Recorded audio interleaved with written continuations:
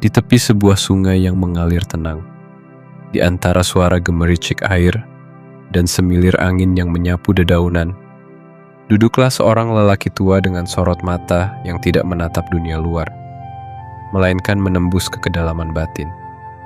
Tangannya menggenggam pancing yang terlupa, tapi pikirannya melayang jauh, melampaui umpan dan kail. Ia bukan nelayan biasa. Ia adalah Zhuangzi, filsuf Taois yang tidak menulis dengan pena, tetapi dengan hidup yang ia jalani sendiri. Sungai itu bukan hanya aliran air, melainkan lambang dari Tao, jalan semesta yang tak pernah berhenti mengalir. Dan Zhuangzi duduk di sampingnya, seolah ingin menyatu dengan arus itu, menyerahkan seluruh egonya, ambisinya, dan bahkan pikirannya, agar ia bisa larut dalam keheningan yang luas tak bertepi. Dunia datang menawarinya kekuasaan, jabatan, kehormatan, dan kemewahan. Tapi dengan senyuman ringan dan jawaban yang menyerupai teka-teki, Zhuangzi memilih menyeret ekornya di lumpur daripada mengunci dirinya dalam istana kemegahan yang dingin. Dalam kisah-kisahnya yang tampak sederhana namun syarat makna, Zhuangzi tidak mengajarkan bagaimana menjadi sukses, mulia, atau saleh. Ia justru mengajarkan bagaimana menjadi bebas. Bebas dari pendapat orang, bebas dari sistem yang mengekang, bebas dari pemahaman kaku tentang benar dan salah. Ia mengajak kita untuk tertawa saat dunia bersedih, diam saat dunia ribut, dan berjalan zigzag di antara bayang-bayang hitam putih moralitas buatan manusia. Zhuangzi mengajarkan bahwa segala sesuatu, baik dan buruk, indah dan jelek, benar dan salah, semuanya bersifat relatif, tak lebih dari perspektif yang berubah-ubah, seperti cahaya yang menari di permukaan air. Ia tidak menyuruh kita untuk mencari makna, tapi untuk melepaskannya. Tidak menyuruh kita untuk menjadi seseorang, tapi untuk tidak menjadi apapun. Karena justru dalam ketidakmenentuan itulah terdapat ketenangan terdalam. Pendahuluan ini adalah undangan untuk menjelajah alam pikiran seorang filsuf yang menertawakan logika dan menari bersama paradoks. Zhuangzi tidak ingin kau mempercayainya. Ia hanya ingin kau menyadari bahwa hidup tak perlu begitu serius, bahwa barangkali yang paling bijak bukanlah mereka yang banyak tahu, tapi mereka yang tahu bagaimana tertawa lepas di tepi sungai, tanpa beban, tanpa nama. Bagian 1. Kura-kura yang menyeret ekor di lumpur. Zhuangzi tidak lahir dari sekolah atau lembaga filsafat manapun. Ia tidak duduk di ruang-ruang pengadilan seperti Socrates, tidak menulis kitab hukum seperti Confucius, dan tidak membangun sistem moral seperti para pemikir besar lainnya. Ia lahir dari kesunyian alam, dari riak air sungai, dari terbangnya burung, dari diamnya batu, dari keheningan malam. Dan dari sana pula, ia mengajarkan sebuah kebijaksanaan yang sukar dimasukkan ke dalam kerangka logika, bahwa hidup paling indah adalah hidup yang tidak dikurung oleh harapan orang lain.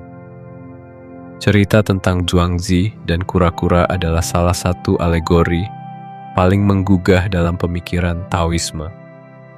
Ketika dua pejabat tinggi mendatanginya dan menawarkan jabatan Perdana Menteri dari Pangeran Chu, mereka sebenarnya membawa serta seluruh godaan dunia, kekuasaan, status, dan kesempatan untuk memengaruhi arah negara. Namun, Zhuangzi, dengan wajah santai dan tatapan yang masih tertuju pada aliran air, tidak terburu-buru menjawab. Ia justru menjawab dengan sebuah kisah sederhana namun penuh makna, tentang seekor kura-kura suci yang mati demi dijadikan simbol kebesaran. Cangkangnya dibungkus sutra dan disimpan di istana megah. Lalu ia bertanya, "Menurut kalian, lebih baik menjadi kura-kura mati yang dipuja-puja, atau kura-kura hidup yang bebas menyeret ekornya di lumpur?" Pertanyaan itu bukanlah jebakan logika, melainkan cermin dari pilihan hidup. Di satu sisi, kemuliaan yang semu, kehormatan yang mati, dan kesuksesan yang tidak lagi bernyawa. Di sisi lain, hidup yang sederhana, liar, dan bebas, mungkin tidak dihormati, tetapi nyata. Kedua pejabat itu akhirnya mengakui lebih baik menjadi kura-kura yang hidup. Maka Zhuangzi berkata, "Sampaikan kepada pangeran bahwa aku memilih menyeret ekorku di lumpur." Cerita ini bukan sekadar sindiran terhadap kekuasaan. Ia adalah deklarasi kemerdekaan. Bagi Zhuangzi, menjadi bagian dari sistem kekuasaan adalah memasukkan diri ke dalam sangkar emas. Tampak indah dari luar, tapi sesungguhnya menyekap jiwa. Ia tidak anti terhadap tanggung jawab atau kepemimpinan. Ia hanya menolak keterikatan, karena baginya tidak ada yang lebih berharga daripada hidup selaras dengan kodrat diri, dengan arus semesta, dengan Tao. Dalam dunia hari ini, kita seringkali diajarkan bahwa yang sukses adalah yang naik pangkat, memiliki gelar, mendapat penghargaan, dipuja banyak orang.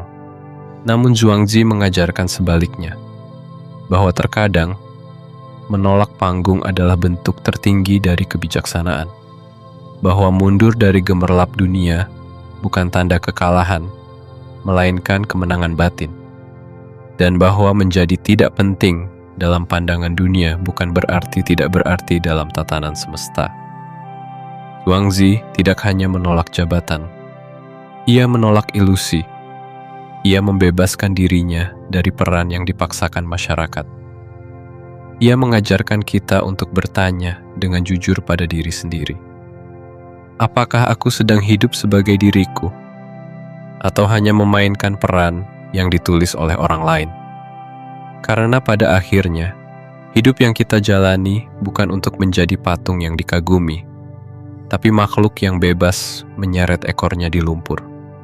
Merasakan lumpur, bau tanah, dan hangatnya kebebasan. Jika engkau memahami itu, maka barangkali engkau sedang berada di tepi sungai yang sama dengan Zhuangzi, menatap arus hidup dengan damai dan tersenyum.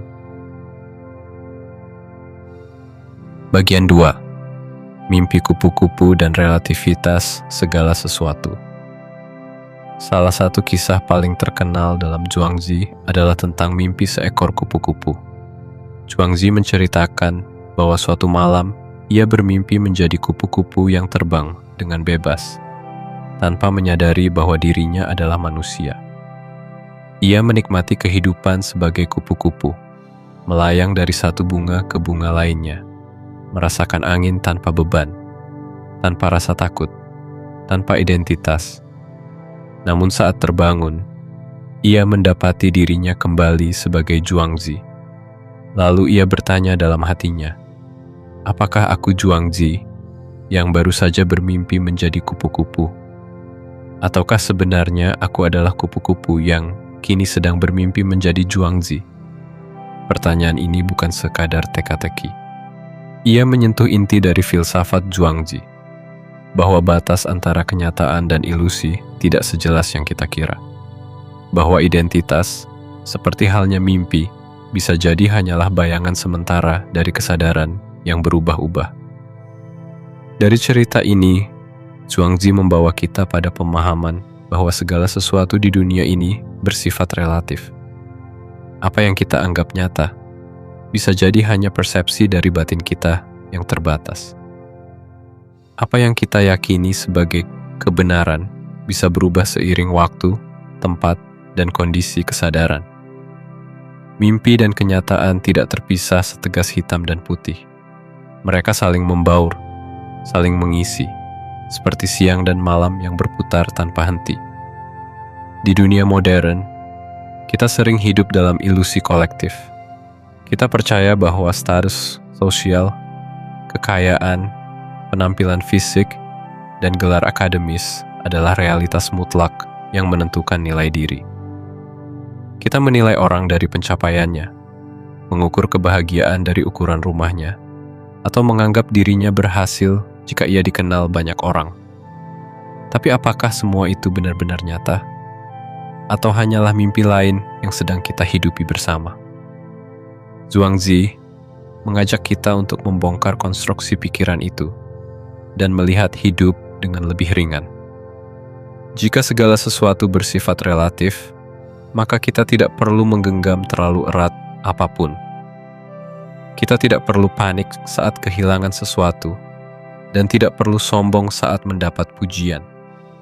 Semua itu hanya gelombang sementara yang akan berlalu. Relativitas ini bukan berarti kita tidak punya arah atau prinsip. Justru dengan menyadari bahwa segala sesuatu berubah, kita bisa hidup lebih fleksibel, lebih adaptif, lebih damai. Kita tidak lagi terjebak dalam harus begini atau harus begitu, karena kita tahu bahwa tidak ada satupun bentuk yang abadi. Dalam dunia Zhuangzi, kupu-kupu dan manusia tidaklah jauh berbeda. Mereka sama-sama bagian dari tarian kosmis yang terus berputar. Mimpi dan kenyataan hanyalah dua sisi dari pengalaman. Dan mereka yang paling bijak bukanlah yang mampu membedakannya, tetapi yang bisa menari di antara keduanya, dengan tawa yang ringan dan hati yang bebas. Begitulah ajaran Zhuangzi mengalir, bukan untuk menjelaskan dunia secara tuntas, tetapi untuk melepaskan kita dari ilusi bahwa dunia ini harus bisa dijelaskan. Karena terkadang, memahami hidup bukan tentang menemukan jawabannya, melainkan menerima bahwa kita pun bisa menjadi kupu-kupu dalam mimpi, dan tetap hidup dengan tenang. Bagian 3. Wu Wei dan tarian tanpa usaha. Di balik kehidupan yang tampak santai dan acak dari Zhuangzi, tersembunyi sebuah prinsip mendalam yang disebut Wu Wei, sebuah ajaran Taois yang berarti tanpa usaha atau bertindak tanpa memaksakan. Namun jangan salah paham, Wu Wei bukanlah tentang kemalasan, melainkan tentang cara hidup yang begitu selaras dengan alam hingga setiap tindakan terasa mengalir, alami, dan tanpa paksaan. Kisah terkenal tentang Chef Ding atau juru masak Ding menggambarkan filosofi ini dengan luar biasa. Seorang bangsawan menyaksikan bagaimana Ding memotong seekor sapi dengan sangat anggun. Pisau yang digunakan tidak tumpul, tidak pernah mengenai tulang, dan tampak seperti menari di antara jaringan tubuh hewan itu. Si bangsawan bertanya dengan takjub, "Bagaimana engkau bisa melakukannya dengan begitu sempurna?" Chef Ding menjawab, "Di awal aku melihat sapi sebagai keseluruhan. Setelah 3 tahun, aku berhenti melihatnya dengan mata. Ini, aku menggunakan pikiranku. Aku membiarkan semesta menuntunku. Aku tidak memaksa, aku mengikuti celah-celah alami dalam tubuh sapi.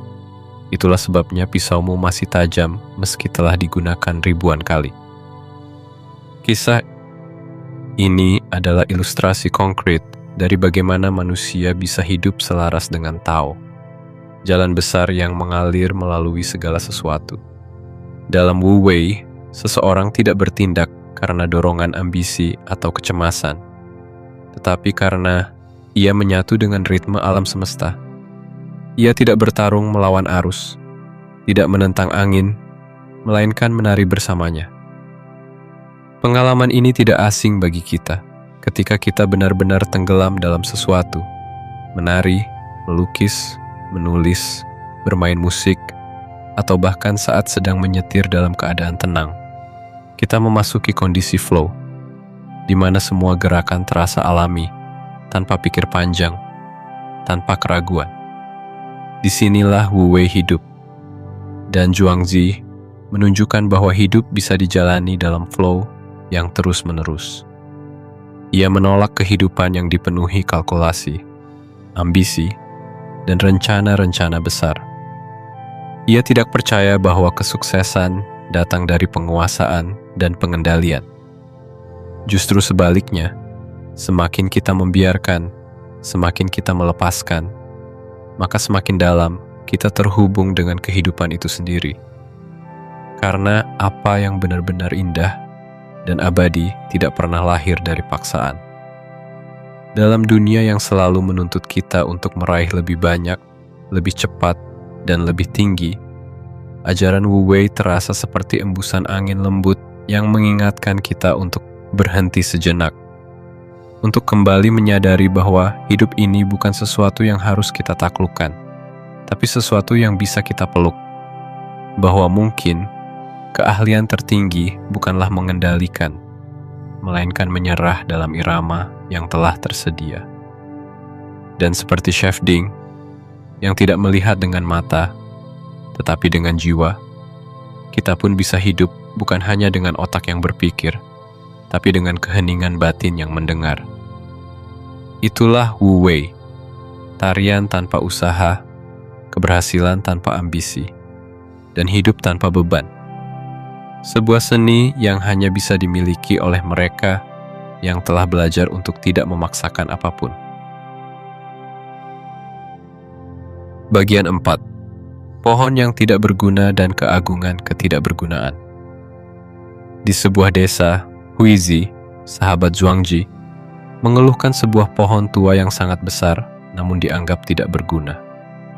Batangnya bengkok, cabangnya melingkar tak beraturan, dan bentuknya terlalu aneh untuk dijadikan papan atau bahan bangunan.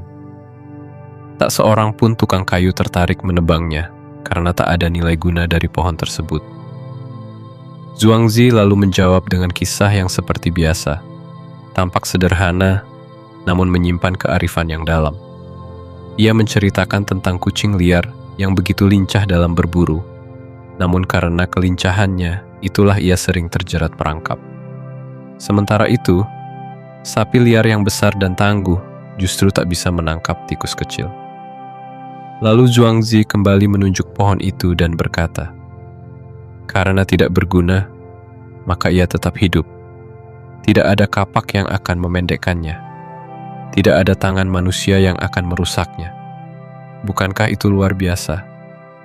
Disinilah Zhuangzi membalikkan pandangan umum kita tentang kegunaan. Dunia seringkali menghargai sesuatu karena fungsinya, karena bisa menghasilkan, bisa dijual, bisa dimanfaatkan. Yang tak berguna dibuang, dicemooh, dilupakan. Namun dalam pandangan Taois, justru yang tampak tak berguna itulah yang bebas, tak terjamah, dan bisa hidup panjang umur tanpa gangguan.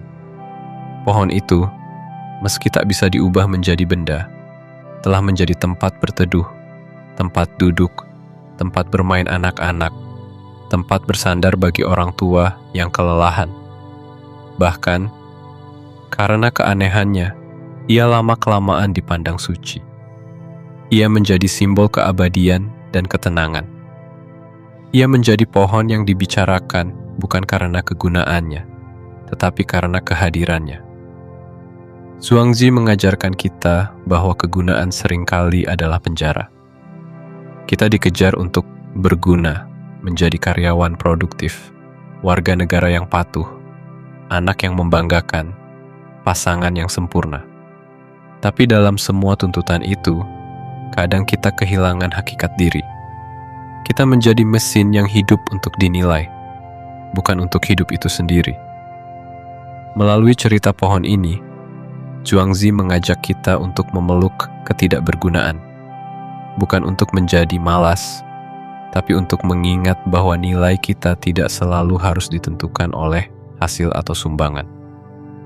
Kadang-kadang, cukup dengan menjadi. Kita sudah memenuhi tugas kosmik kita. Dan lebih dari itu, Zhuangzi menunjukkan bahwa ketidakbergunaan bisa menjadi perlindungan. Pohon itu tetap berdiri karena tidak diinginkan. Dalam dunia yang rakus akan sumber daya, kadang yang selamat adalah yang luput dari perhatian. Maka, mereka yang dianggap aneh, gagal, atau tidak penting, justru bisa menjadi yang paling bebas, paling utuh, dan paling damai. Dalam hidup ini, mungkin tidak semua dari kita dilahirkan untuk menjadi bintang terang di langit. Tapi barangkali, kita bisa menjadi pohon yang tenang di tepi jalan, tempat orang singgah, tempat burung bernyanyi, dan tempat ketenangan menyapa tanpa syarat. Bukankah itu juga bentuk dari kebesaran? Bagian 5. Kematian, duka, dan tarian kosmis kehidupan. Zhuangzi dikenal bukan hanya karena pandangannya yang unik tentang kehidupan, tetapi juga karena sikapnya yang luar biasa terhadap kematian. Satu cerita paling menyentuh dalam teks Zhuangzi adalah saat istrinya wafat. Sahabatnya Huizi datang untuk menyampaikan belasungkawa. Namun betapa terkejutnya ia saat melihat Zhuangzi duduk bersila di tanah, menabuh alat musik, dan bernyanyi dengan ringan seolah sedang merayakan sesuatu, bukan berduka. Huizi dengan heran dan sedikit marah bertanya, "Bagaimana bisa kau tidak berduka atas kematian istrimu? Kau bahkan menyanyi di hari kematiannya." Zhuangzi menjawab dengan tenang, "Awalnya aku juga bersedih, tapi kemudian aku merenung. Sebelum istriku lahir, dia tidak memiliki wujud, bahkan tidak memiliki napas. Lalu alam semesta mengatur perubahan, dari kekosongan menjadi kehidupan, dan kini kembali ke kekosongan. Itu adalah bagian dari tarian besar semesta. Menangisi kepergiannya berarti aku menolak irama alam itu." Bagi Zhuangzi, kematian bukanlah akhir, melainkan transformasi. Kehidupan bukan titik tetap, tapi gelombang yang selalu berubah bentuk. Apa yang hidup hari ini akan kembali ke tanah esok hari. Apa yang kita cintai sekarang akan menjadi kenangan, lalu angin, lalu diam. Ia tidak melihat kehidupan sebagai garis lurus yang dimulai dari lahir dan berakhir di mati. Baginya, hidup adalah lingkaran, atau bahkan lebih tepat, tarian tanpa awal dan akhir. Karena itulah, Zhuangzi menolak segala bentuk upacara kematian yang berlebihan. Saat menjelang wafat, para muridnya ingin memberikan pemakaman besar, peti mewah, dan penghormatan layaknya seorang bijak agung. Tapi Zhuangzi berkata, "Bumi adalah petiku, langit adalah tutupnya, bintang-bintang adalah perhiasanku, dan semua makhluk adalah pengiringku. Apalagi yang kalian perlukan?" Murid-muridnya tetap khawatir, kalau tidak dikubur, tubuhmu akan dimakan burung dan binatang. Zhuangzi hanya tersenyum dan menjawab, "Kalau tidak dimakan burung, akan dimakan cacing. Apa bedanya?" Dalam jawaban itu terkandung seluruh falsafah hidupnya, bahwa kematian bukan tragedi, melainkan bagian dari harmoni semesta. Menolak kematian adalah seperti menolak musim gugur datang setelah musim panas. Kita boleh bersedih, tapi jangan sampai kesedihan itu melawan hakikat alam. Pelajaran Zhuangzi tentang kematian mengajarkan kita untuk menerima kehilangan dengan hati yang lapang. Dunia tidak statis. Orang-orang datang dan pergi, tubuh kita menua, rambut memutih, dan akhirnya kita pun akan kembali ke tanah yang sama dengan nenek moyang kita. Tapi justru, disitulah keindahannya, bahwa tidak ada yang abadi, maka setiap momen menjadi berarti. Dengan menerima kefanaan, kita belajar untuk hidup dengan penuh kesadaran. Kita mencintai tanpa menggenggam, kita merawat tanpa memiliki, kita hadir tanpa takut kehilangan. Zhuangzi tidak ingin kita bersikap dingin terhadap kematian, tapi ia mengajak kita untuk tidak terjebak dalam duka yang menolak kenyataan. Dan mungkin, seperti dirinya, kita pun bisa menari dengan ringan di hadapan kematian. Bukan karena kita tidak takut, tapi karena kita tahu. Dalam setiap akhir, selalu ada awal yang lain. Dalam setiap kehilangan, ada aliran baru dari Tao yang sedang menata ulang semesta. Bagian 6. Keheningan di tengah kekacauan dan kebebasan dari kebenaran yang dipaksakan. Dalam dunia yang penuh hiruk-pikuk, di mana setiap orang saling berlomba-lomba memegang pendapat paling benar, Zhuangzi berdiri sebagai sosok yang justru merayakan keraguan. Bagi kebanyakan orang, memiliki pendapat yang kuat adalah bentuk kekuatan. Tapi bagi Zhuangzi, terlalu yakin terhadap apapun adalah bentuk keterikatan. Dan keterikatan adalah akar dari penderitaan. Zhuangzi melihat bahwa kehidupan manusia dipenuhi oleh kontradiksi. Kita memuja kebenaran, tapi setiap kebenaran berubah tergantung dari siapa yang berbicara dan dalam kondisi seperti apa. Hari ini kita mencintai sesuatu, esok kita membencinya. Hari ini kita menyebut satu hal indah, tapi di masa lain hal itu dianggap buruk. Bahkan ide tentang keadilan, moral, dan keindahan pun bergantung pada sudut pandang, tradisi, dan keinginan yang selalu berubah. Ia pun berkata dalam satu cerita, orang bijak tidak memperdebatkan benar dan salah, karena mereka tahu bahwa membela satu sisi berarti buta terhadap sisi lainnya. Zhuangzi mengajarkan bahwa kebenaran sejati tidak bisa ditemukan di dalam debat yang keras, tetapi dalam keheningan batin yang mendalam. Dalam dunia yang semakin gaduh dengan opini, sikap Zhuangzi seakan menjadi pelindung spiritual, bahwa kita tidak perlu memaksakan diri untuk menjelaskan segalanya, memahami segalanya, atau membenarkan segalanya. Cukup dengan mengalir bersama kehidupan dan membiarkan semuanya ada sebagaimana adanya. Ia juga mengkritik para moralis dan filsuf dari aliran lain, terutama kaum Konfusianis, yang terjebak dalam struktur, tata krama, dan sistem sosial yang kaku. Menurutnya, mereka terlalu sibuk membentuk manusia menjadi ideal menurut standar tertentu, padahal kehidupan tidak bisa dibentuk secara paksa. Ia berkata, semakin kau bentuk kayu, semakin kau menjauh dari bentuk aslinya. Semakin kau bentuk manusia, semakin mereka jauh dari sifat alaminya.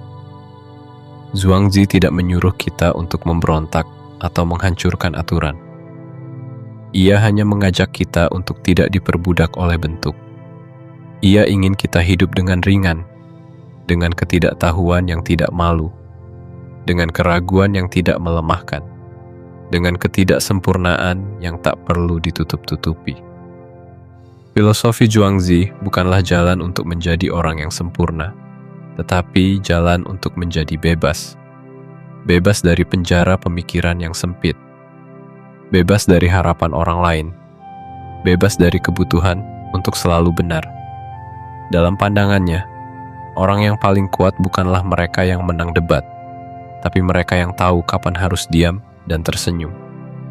Barangkali inilah alasan mengapa ajaran Zhuangzi terus hidup, bahkan setelah ribuan tahun. Di tengah dunia yang gemar menilai, mengklasifikasi, dan membandingkan, Zhuangzi menawarkan ruang hening, sebuah tempat di mana kita boleh tidak tahu, di mana kita boleh hanya duduk di tepi sungai, membiarkan angin menyapu wajah, dan menyadari bahwa tidak perlu ada kesimpulan yang pasti. Karena hidup bukan untuk dipahami sepenuhnya. Hidup hanya untuk dijalani.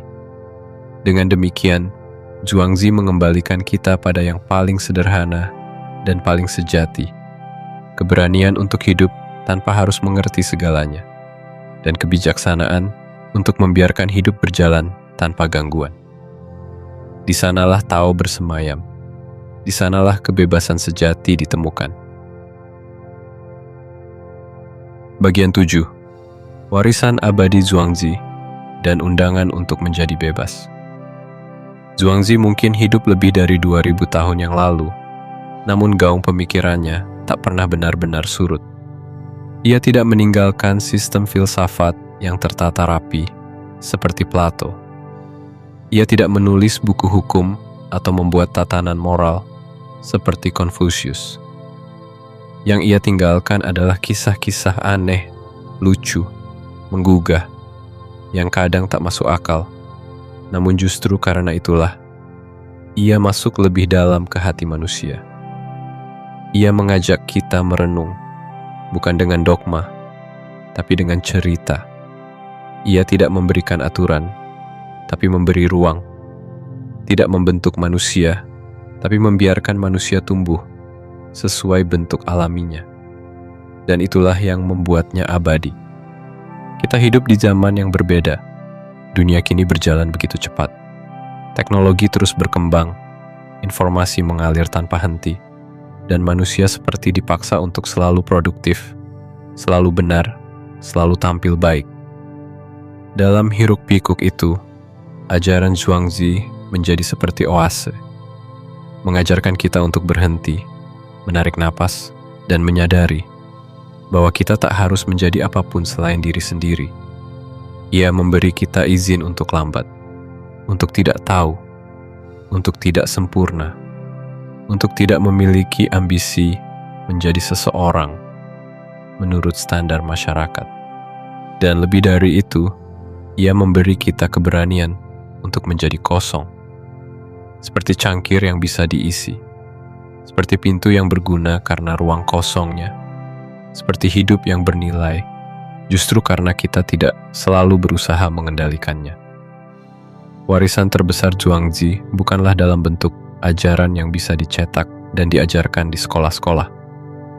Warisannya adalah undangan yang terus bergema dalam kesadaran kita. Apakah engkau hidup seperti dirimu sendiri atau seperti bayangan yang dibentuk oleh keinginan orang lain? Di tepi sungai itu, tempat Zhuangzi dulu duduk, air masih mengalir, angin masih berembus, dunia masih berubah. Tapi mungkin, jika kita diam sejenak, menutup mata, dan mendengarkan, kita bisa mendengar suara lembut filsuf tua itu, mengajak kita untuk menertawakan hidup, menari bersama ketidakpastian, dan menyeret ekor kita di lumpur dengan sukacita yang tak bisa dijelaskan. Zhuangzi tidak mengajari kita cara hidup yang benar. Ia mengajari kita untuk tidak takut menjalani hidup yang benar-benar milik kita sendiri. Sebuah hidup yang bebas, yang lentur, yang tidak dibatasi oleh nama, jabatan, atau persepsi. Sebuah hidup yang, meski terlihat biasa dari luar, sebenarnya adalah bentuk tertinggi dari kebijaksanaan. Karena tidak lagi ingin menjadi apa-apa, dan justru karena itu, menjadi segalanya.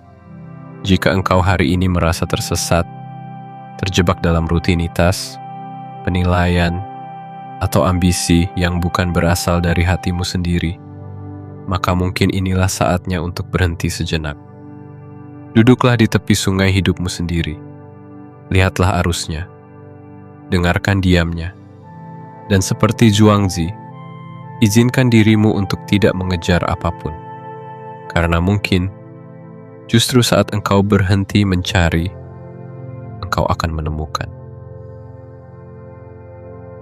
Zhuangzi tidak menawarkan kita surga di akhir kehidupan, tidak menjanjikan keberhasilan bagi yang rajin beribadah atau bekerja keras, tidak mengiming-imingi kesuksesan dalam bentuk apapun yang biasa dipahami manusia modern. Ia menawarkan sesuatu yang lebih dalam dan lebih menenangkan, kebebasan jiwa, melalui cerita kura-kura yang lebih memilih menyeret ekornya di lumpur daripada hidup terhormat namun mati di dalam istana. Kita belajar bahwa kemerdekaan batin jauh lebih mulia daripada pujian dari luar.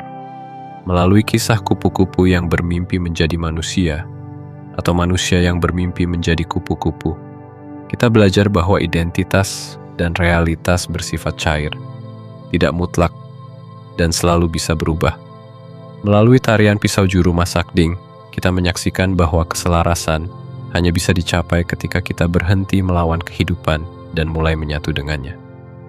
Dan melalui pohon bengkok yang dianggap tidak berguna, kita diingatkan bahwa justru dalam ketidakbergunaanlah kita bisa menemukan ketenangan, umur panjang, dan kedamaian. Filosofi Zhuangzi bukanlah tentang bagaimana menjadi lebih sukses, lebih pintar, lebih cepat, atau lebih benar. Ia adalah ajakan untuk lebih ringan, untuk melepaskan keharusan-keharusan yang tidak perlu, untuk berhenti hidup demi penilaian orang lain, untuk berani hidup seperti air, mengalir, melingkar, menembus celah, tidak selalu lurus, tapi selalu sampai pada tujuannya. Dan mungkin dalam dunia yang penuh tuntutan ini, di mana setiap orang berpacu untuk menjadi berguna dan penting, Zhuangzi justru menawari kita jalur sunyi yang tidak diperebutkan. Siapapun menjadi diri sendiri yang mengalir tanpa ambisi, mencintai hidup apa adanya, dan tetap tersenyum bahkan di hadapan kematian. Jadi, jika suatu hari nanti engkau merasa tidak dibutuhkan, tidak sesuai, atau bahkan dianggap aneh oleh dunia, ingatlah, mungkin engkau hanyalah pohon bengkok yang tidak bisa dijadikan meja, tapi menjadi tempat berteduh bagi burung-burung, tempat bersandar bagi para pejalan, dan bagian dari hutan yang tak pernah meminta untuk dijelaskan. Karena, seperti kata Zhuangzi, apa gunanya menjelaskan arah angin jika kamu bisa menari bersamanya? Maka menarilah dan biarkan hidup menjadi aliran yang kau nikmati, bukan beban yang kau pikul.